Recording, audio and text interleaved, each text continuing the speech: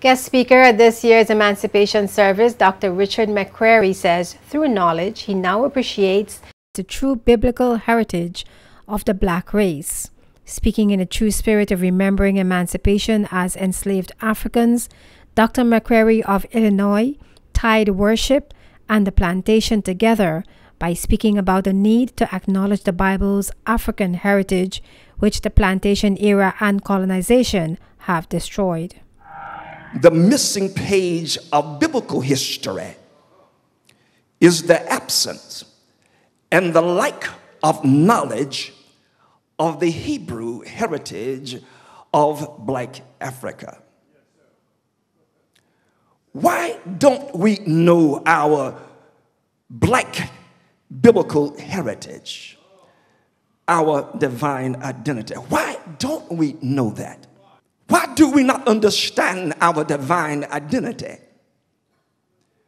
Well, it is the psychological conditioning of slavery, along with colonial and alien missionary agents, obliterating what knowledge we do have of the ancient past. He also insisted that the Christian Messiah, Jesus Christ, was of the black race. The one we call Jesus, the Son of God, Yeshua HaMashiach.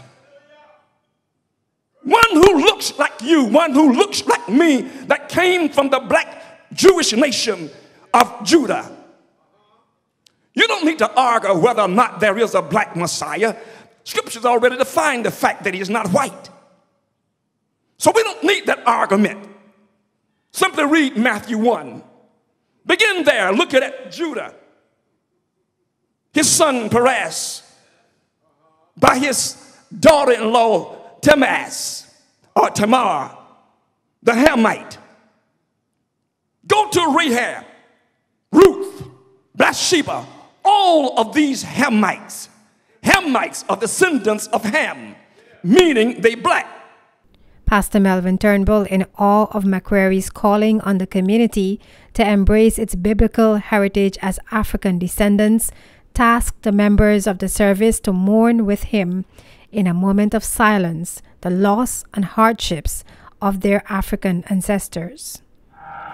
We're going to pause for just a moment, because I think what happens is that over the years, Dr. Premier, one of the problems we have as black folk is that we don't mourn enough.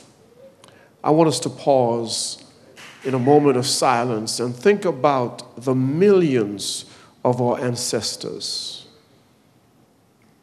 crossing the Atlantic. Think about the millions. This is not 6 million. This is over 130 plus millions. The Emancipation Service, which is usually held at the Sunday morning well, was held this year in the Sir Rupert Briarcliff Hall due to rainy weather.